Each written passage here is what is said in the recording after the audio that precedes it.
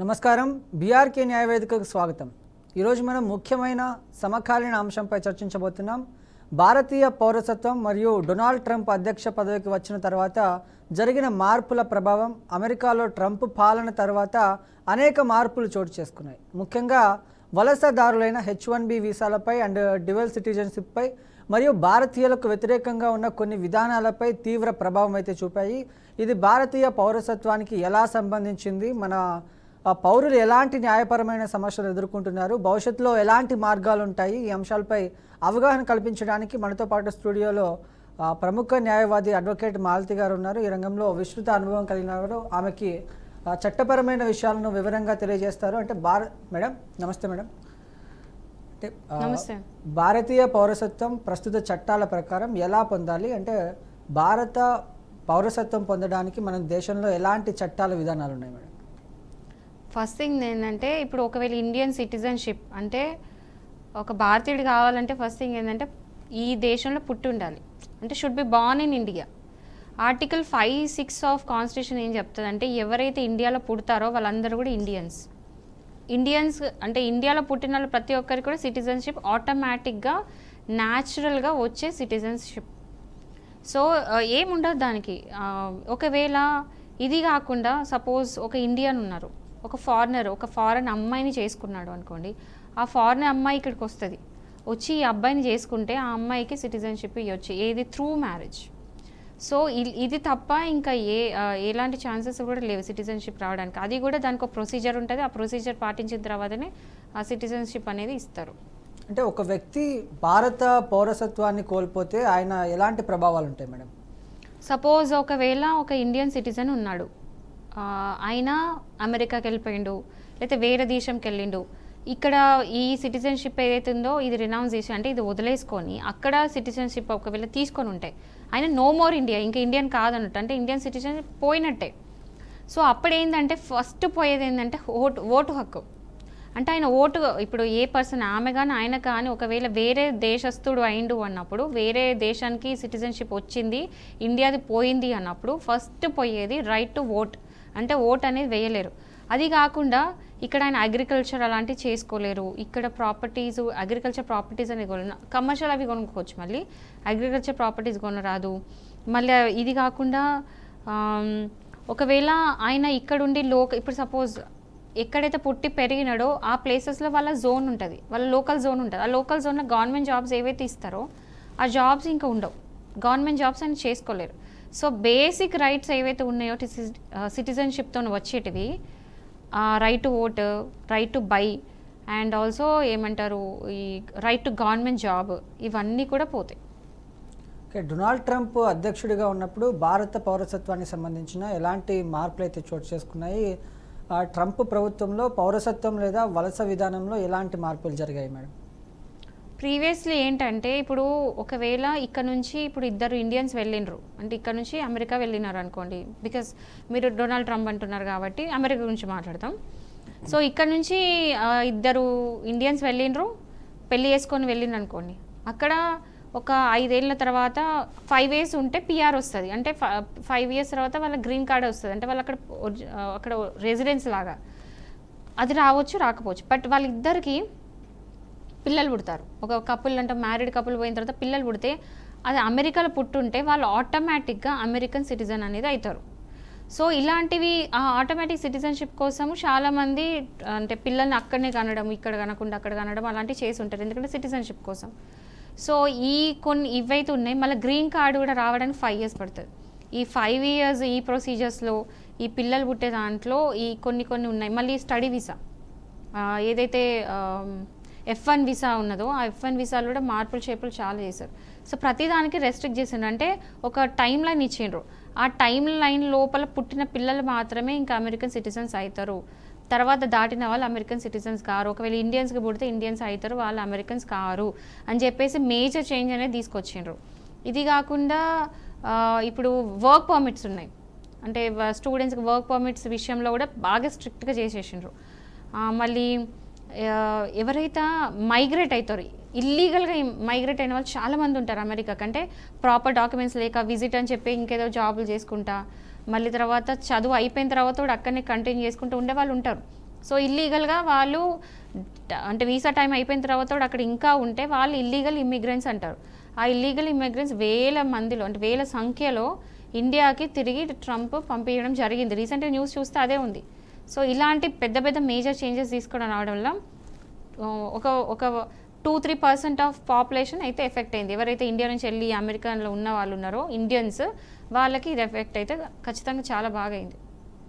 అంటే ఇక్కడ వేరే దేశాల నుంచి వచ్చిన వాళ్ళని టార్గెట్ చేసినట్లుగా ట్రంప్ ప్రభుత్వం ఏం చేస్తుందంటే, రీసెంట్గా మన ఆంధ్రాకి సంబంధించిన కానీ ఒక అమ్మాయి డ్రైవింగ్ చేస్తూ అంటే హ్యాష్ డ్రైవింగ్ చేసింది, స్పీడ్గా వెళ్ళిందని చెప్పేసి ఆ అమ్మాయి డ్రైవింగ్ లైసెన్స్ చెక్ చేస్తే భారతీయ డ్రైవింగ్ లైసెన్స్ ఆమె దగ్గర ఉందన్నమాట. భారతీయ డ్రైవింగ్ లైసెన్స్ చెల్లదు, మీకు అమెరికన్ డ్రైవింగ్ లైసెన్స్ ఉంటేనే ఇక్కడ మీరు డ్రైవ్ చేయగలరని చెప్పి కూడా ఆమెని అమెరికా నుంచి వెళ్ళిపోవాలని చెప్పిన సంఘటన కూడా ఉంటాయి. అంటే దీన్ని ఎలా చూడొచ్చు మేడం? ఇప్పుడు మీరు మాట్లాడే ఇన్సిడెంట్ గురించి మాట్లాడితే, ఇప్పుడు ఇండియా నుంచి అమెరికాకి వెళ్ళిన ఎవరైతే మనుషులు ఉంటారో, ఎవరైనా సరే ఆ పర్సన్స్ ఉంటారో, వాళ్ళకి ఓట్ వేసే హక్కు ఉండదు. ఆర్ అక్కడ రెసిడెన్షియల్ హక్కులు ఉంటాయి. అంటే ఎవరైతే ఒరిజినల్ అమెరికన్స్ ఉంటారో ఆ అమెరికన్ సిటిజన్స్ ఉన్న హక్కులు మన ఇండియన్స్కి ఉండవు. అంటే వాళ్ళ గవర్నమెంట్ జాబులు కానీ లేకపోతే రైట్ వేసే హక్కులు అలాంటివి ఏముండవు, హక్కులు అలాంటివి ఏముండవు. కానీ ఎడ్యుకేషన్ రైట్స్ ఉంటాయి అండ్ సెక్యూరిటీ రైట్స్ ఉంటాయి. అంటే ఒకవేళ కనుక వీళ్ళ సెక్యూరిటీకి ఏమైనా అయితే మాత్రం అవి వాళ్ళు ప్రొటెక్ట్ చేయాల్సిందే. ఆ సెక్యూరిటీ అనేది అమెరికా ఇవ్వాల్సిందే. మన ఇండియా నుంచి అమెరికాకి వెళ్ళినారు అంటే మన సేఫ్టీ, మన సెక్యూరిటీ అమెరికాది. బట్ ఇక్కడ ఎడ్యుకేషన్ రైట్స్ గురించి మనం మాట్లాడుకుంటే, ఏదైతే కొన్ని యూనివర్సిటీలు, 2-3 యూనివర్సిటీలో విద్యార్థులు ఎవరైతే ఉన్నారో ఆ విద్యార్థులకు సంబంధించిన రికార్డ్స్ కూడా మేము ఇవ్వము, మీకు ప్రొవైడ్ చేయము అని వాళ్ళకి మెయిల్స్ పెట్టడం కూడా జరిగింది డొనాల్డ్ ట్రంప్ ప్రభుత్వం ఏదైతే ఉందో. అంటే దీన్ని ఎలా చూడొచ్చు మనం? ఇప్పుడు అదే చెప్తున్నాను నేను, లెట్ మీ ఫినిష్ ఎవ్రీథింగ్, మొత్తం చెప్తా. సో ఈ ఏదైతే ఉందో వీళ్ళు వెళ్ళినప్పుడు వాళ్ళకు ఉండే ఫండమెంటల్ రైట్స్ ఉంటాయి కదా, అవందరికీ ఈక్వల్లే. అది అమెరికన్ అయినా ఇండియన్స్ అయినా ఎవరికైనా. మీరు చెప్పే ఇప్పుడు ఇన్సిడెంట్ గురించి మాట్లాడితే వాళ్ళు ఎవరైతే డాక్యుమెంట్స్ అడిగినారో అది గవర్నమెంట్ ఇవ్వాల్సిందే. ఏదైతే ఇన్స్టిట్యూషన్ వాళ్ళు డాక్యుమెంట్స్ పెట్టుకున్నారో అవన్నీ కూడా వీళ్ళు అడిగినప్పుడు వాళ్ళు ఇవ్వాల్సిందే. అది వాళ్ళ బేసిక్ రైట్. ఇవ్వకపోతే అక్కడ మన ఇండియన్ ఎంబసీ ఉంటుంది, అక్కడ ఎంబసీకి వెళ్ళి కంప్లైంట్ చేసుకుంటే వాళ్ళు వచ్చి వీళ్ళ రైట్స్ కోసం వాళ్ళు ఫైట్ చేస్తారు. అక్కడ కోర్ట్స్ ఉంటే అక్కడ కూడా కేసులు వేసుకోవచ్చు. అవన్నీ చేస్తే అక్కడ వాళ్ళు ఇవ్వాల్సిందే. అండ్ మీరు లైసెన్స్ గురించి మాట్లాడినప్పుడు యాక్చువల్లీ ఏంటంటే ఇండియాది లైసెన్స్ ఏదైతే ఉందో అది 2 విధాలుగా ఉంటుంది. ఒకటి ఇంటర్నేషనల్ లైసెన్స్ కూడా తీసుకోవచ్చు. ఇండియాలో ఒకవేళ మన ఇంటర్నేషనల్ లైసెన్స్ కనుక తీసుకుంటే అది కొన్ని కంట్రీస్లో ఆ లైసెన్స్ అనేది అప్లికబుల్. అంటే ఇప్పుడు మనం ఇండియాలో తీసుకున్న లైసెన్స్ ఏదైతే ఇంటర్నేషనల్ లైసెన్స్ ఉందో అది అమెరికాలో చెల్లుతుంది. బట్ ఆమె ఏం లైసెన్స్ తీసుకున్నదని తెలీదు, కానీ ఇంటర్నేషనల్ లైసెన్స్ అయితే ఎక్కడైనా చెల్లుతుంది. అండ్ ఒకవేళ రైట్స్ అనేది లేకపోతే ఇప్పుడు మీరు అన్నట్టు ఆ అమ్మాయికి యాక్సిడెంట్ అయింది, అవన్నీ కూడా అమెరికన్ గవర్నమెంట్ ఖచ్చితంగా వాళ్ళు తీసుకోవాల్సిందే. ఆ జాగ్రత్త వాళ్ళు తీసుకోవాల్సిందే. ఆ అమ్మాయి సేఫ్టీ అనేది వాళ్ళ రెస్పాన్సిబిలిటీ. అంటే భారతీయులు వీసా పొందడానికి ట్రంప్ పాలనలో ఎలాంటి మార్పులు జరిగాయంటారు? సారీ, అంటే మన భారతీయులు ఎవరైతే ఉన్నారో అమెరికాలో వీసా పొందడానికి కానీ అంటే ట్రంప్ పాలన వచ్చిన తర్వాత ఎలా ప్రభావితం చూపించింది? ఎక్కువ చేంజెస్ ఏం రాలేదు, అదే చెప్తున్నాను. చేంజెస్ అంటూ ఏమీ లేవు. మేజర్లీ ఏంటంటే ఈ టైం లైన్ అయితే పెట్టినరో అంటే ప్రీవియస్లీ ఆర్ ఇప్పుడు ఎక్కువ చేంజెస్ అయితే ఇండియన్స్కి ఎఫెక్ట్ లేదు. కానీ ఎవరైతే బయట కొంతమంది వేరే కంట్రీస్ నుంచి వచ్చిన వాళ్ళు ఉంటారు, ఆ కంట్రీస్ని మెన్షన్ చేయను, కానీ వేరే కంట్రీస్ నుంచి ఎవరైతే వెళ్తున్నారో ఇల్లీగల్ ఇమ్మిగ్రెంట్స్ చాలామంది అమెరికాలో ఉన్నారు. ఇండియన్స్ ఉన్నారు, కానీ ఇండియన్స్తోనే వాళ్ళ సేఫ్టీ సెక్యూరిటీకి ఎలాంటి ప్రాబ్లం లేదు. సో ఇప్పుడు కెనడాకు అమెరికాకి మధ్యలో ఏదైతే జరుగుతుందో ఇప్పుడు పొలిటికల్గా జియో పాలిటిక్స్ పోతే కెనడా ఉన్న అమెరికాకి ఏం జరుగుతుంది అంటే వాళ్ళ ఎక్స్పోర్ట్స్ అండ్ ఇంపోర్ట్స్ మధ్యలో బిజినెస్ అనేది ఎఫెక్ట్ అవుతుంది. అంటే ట్యాక్సెస్ విషయంలో దాని విషయంలో వాళ్ళ మధ్యలో కొన్ని వచ్చినాయి. సో దాని ఏంటంటే ఇక్కడ నుంచి అక్కడికి ఇంపోర్ట్ కావద్దు, అక్కడ నుంచి ఇక్కడికి ఎక్స్పోర్ట్ కావద్దు అని చెప్పేసి కెనడాకున్న అమెరికా దాంట్లో ఇండియా కూడా బలి అయింది. అంటే బలి యాజ్ అని ఎట్లా అంటే కొంచెం అంత ఇంత ఎఫెక్ట్ మన ఇండియన్స్ మీద పడింది. ఓకే, సో కెనడా నుంచి వచ్చేటప్పుడు ఆ బార్డర్స్ అన్నీ వాళ్ళు స్ట్రిక్ట్ చేసేసిండ్రు. అండ్ వాళ్ళని అంటే ఎవరైతే కెనడియన్స్ అమెరికాకు వచ్చిన వాళ్ళు ఎవరైతే ఇల్లీగల్గా ఉన్నారో వాళ్ళందరినీ కూడా వాపస్ పంపేయాలని చెప్పేసి మొత్తము అందరినీ టార్గెట్ చేసేసి అందులో ఇండియన్ కూడా టార్గెట్ చేసేసి ఎవరైతే ఉన్నారో వాళ్ళందరినీ వెనకకు పంపించేసారు. నాకు తెలిసి అరౌండ్ ఒక వేల మందిలో ఇమిగ్రెంట్స్ అందరు వెనుకకు వచ్చేసిండ్రు. ఎన్నో ఇయర్స్ నుంచి ఉన్నవాళ్ళు, చాలా అంటే 10 ఇయర్స్ 15 ఇయర్స్ కూడా ఇల్లీగల్గా అక్కడ జస్ట్ విజిట్ వీసా మీద పోయి లేకపోతే స్టడీ వీసా మీద వెళ్ళేసి అక్కడ ఉంటే జాబ్ చేసుకుంటా, ఈవెన్ వీసా ఎక్స్టెన్షన్ లేదు ఏం లేకుండా కూడా ఆ పాస్పోర్ట్ పట్టుకొని ఉన్న వాళ్ళు ఉన్నారు. వాళ్ళందరినీ పట్టుకొని వాళ్ళు పంపిస్తే వాళ్ళు ఏడుస్తూ వచ్చిన వీడియోస్ చూసుంటాం. కొంతమంది అయితే 2 years back, just 1.5 2 years back కూడా ఉన్న ఆస్తంతా అమ్మేసుకొని మొత్తం ఒక కన్సల్టెన్సీకి డబ్బులు పెట్టేసి వెళ్ళిపోతే సంపాదించుకుందాం ఏదో ఒకటి సంపాదించుకుందాం వెళ్ళిన వాళ్ళు ఏడ్చుకుంటే వెనక్కి వచ్చినారు. ఎందుకంటే వాళ్ళు మొత్తం వాళ్ళ హోల్ లైఫ్ వాళ్ళ ప్రాపర్టీ అంతా దాంట్లోనే పెట్టినారు ఏదో సంపాదించుకుందామని. బట్ అక్కడ వాళ్ళు ఇల్లీగల్ అని చెప్పేసి వెనక్కి పంపించేసారు. సో ఆ వీడియోస్ ఎన్నో బయట వైరల్ అయిపోయినాయి కదా.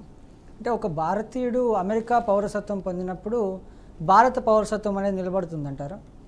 మనకి ఇప్పుడు మనకు ఉన్నది ఏంటంటే మన ఇండియాకు కాన్స్టిట్యూషన్ ప్రకారము, ఇండియన్ కాన్స్టిట్యూషన్ ప్రకారం ఇండియాలో పుట్టిన ప్రతి ఒక్కరికి ఇండియన్ సిటిజన్కి ఒక్కటే సిటిజన్షిప్ ఒకటే ఉంటుంది.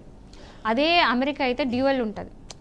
ఒకవేళ మన ఇండియా నుంచి వెళ్ళి వేరే కంట్రీ సిటిజన్షిప్ కనుక తీసుకుంటే అప్పుడు ఆటోమేటిక్గా మన ఇండియన్ సిటిజన్షిప్ క్యాన్సిల్ అవుతుంది.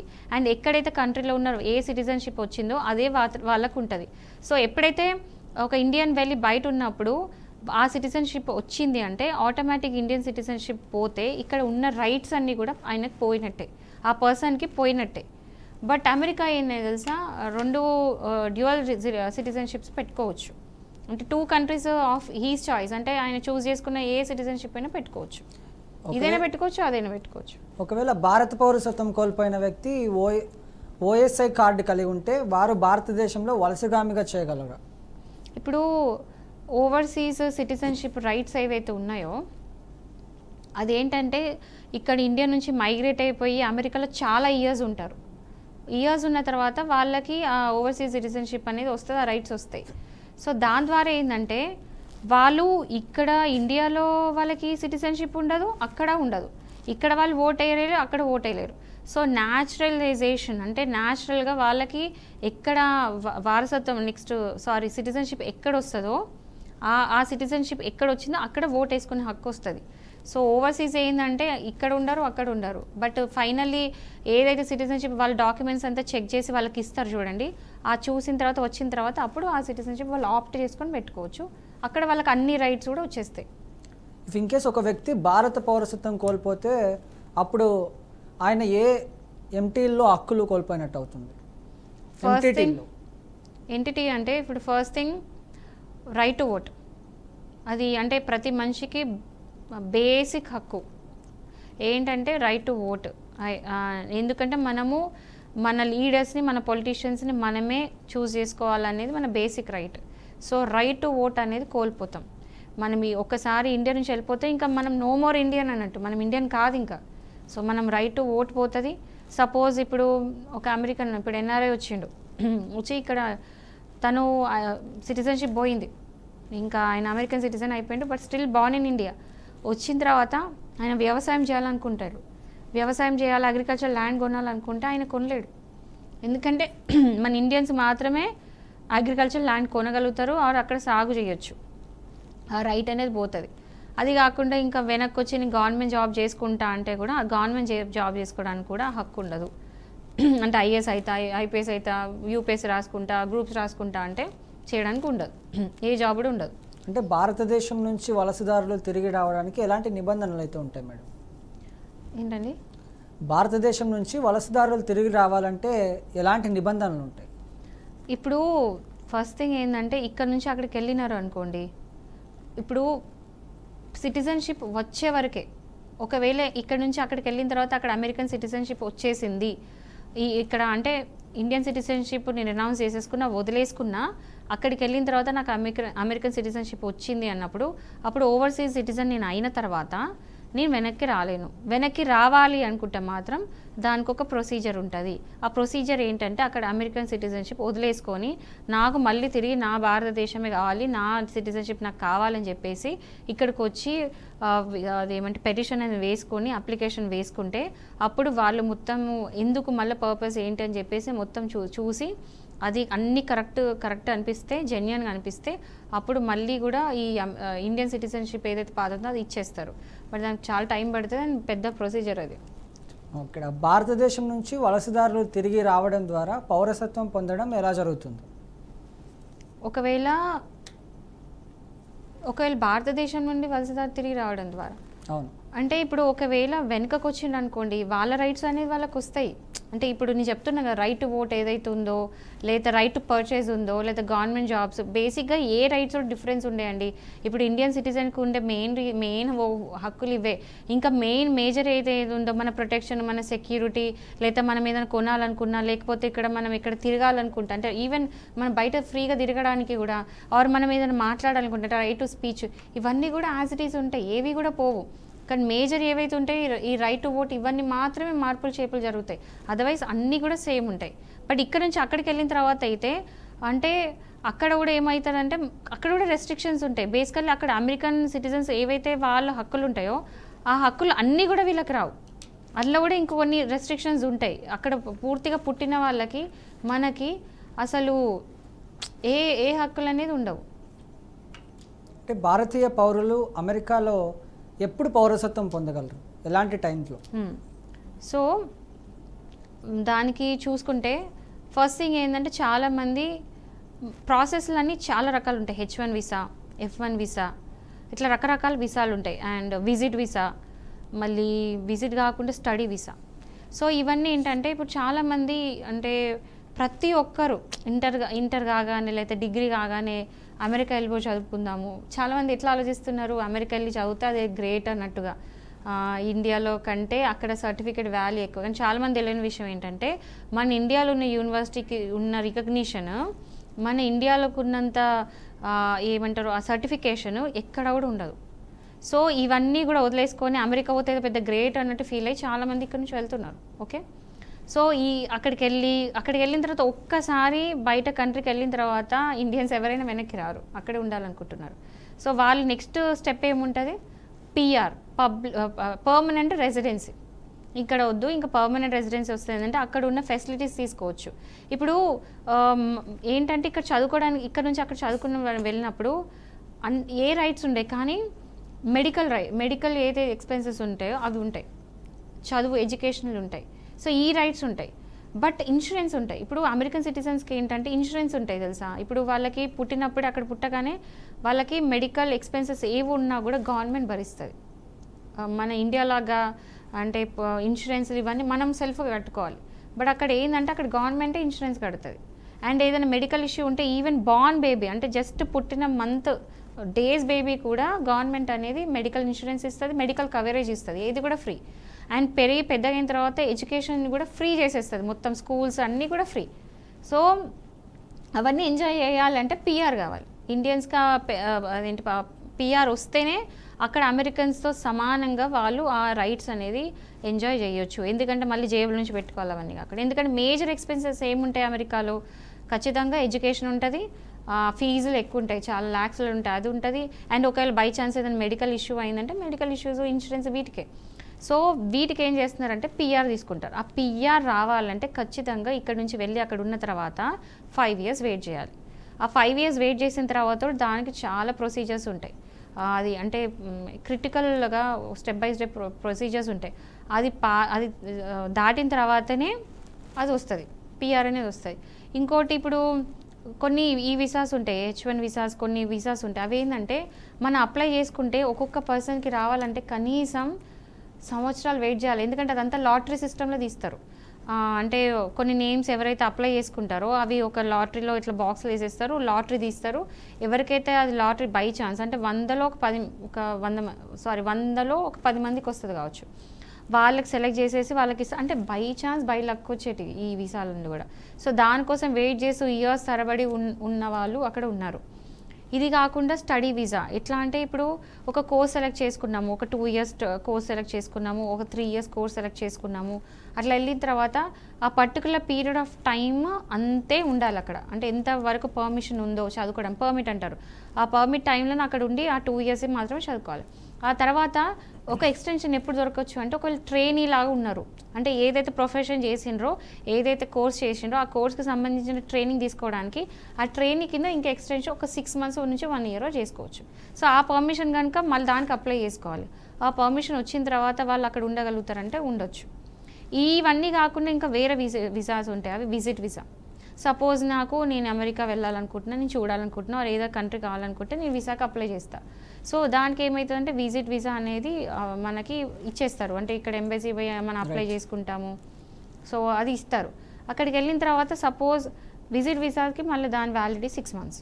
ఓకే, సో అది ఇచ్చిన తర్వాత ఈ 5 yearsకి రావచ్చు, 10 yearsకి రావచ్చు, ఎప్పుడైనా రావచ్చు. సో ఆ ఇయర్స్ లోపల అది విజిట్ చేసుకొని అనేది వచ్చేయచ్చు. సో ఇన్ని రకాల వీసాలు ఉన్నాయి, ఏ త్రూ మీడియం అయినా వెళ్ళొచ్చు. కానీ సిటిజన్షిప్ రావడానికి మాత్రం పిఆర్ రావాలి, మిగతా ఏ త్రూ కూడా రాదు. ఓకే, ఏదేమైనప్పటికీ మీ విలువైన సమయాన్ని బీఆర్కే ప్రేక్షకులకు కానీ అదేవిధంగా ఎవరైతే అమెరికాలో ఉన్నారో వాళ్ళకు కానీ మీ సమయాన్ని ఇచ్చి మీ సూచనలు ఇచ్చినందుకు ధన్యవాదాలు. అలాగే బీఆర్కే స్టూడియోకి వచ్చినందుకు కూడా ధన్యవాదాలు. ఏదేమైనప్పటికీ ట్రంప్ ప్రభుత్వం ఏదైతే ఉందో అక్కడ ఉన్నటువంటి భారతీయుల మీద కానీ ఇతర దేశాల మీద ఉన్నటువంటి జనాల మీద కానీ కొరడా జులిపించే విషయం అయితే మనకు అందరికీ తెలిసిందే. అక్కడ ఉన్నటువంటి మన భారతీయులు ఎవరైతే ఉన్నారో వాళ్ళందరూ సేఫ్గా ఉండాలని, అదేవిధంగా అక్కడ ఏమైనా సమస్యలు వచ్చినప్పుడు భారతదేశానికి కూడా సేఫ్గా చేరుకోవాలని కోరుకుందాం. ఇది ఈనాటి బీఆర్కే న్యాయవేదిక.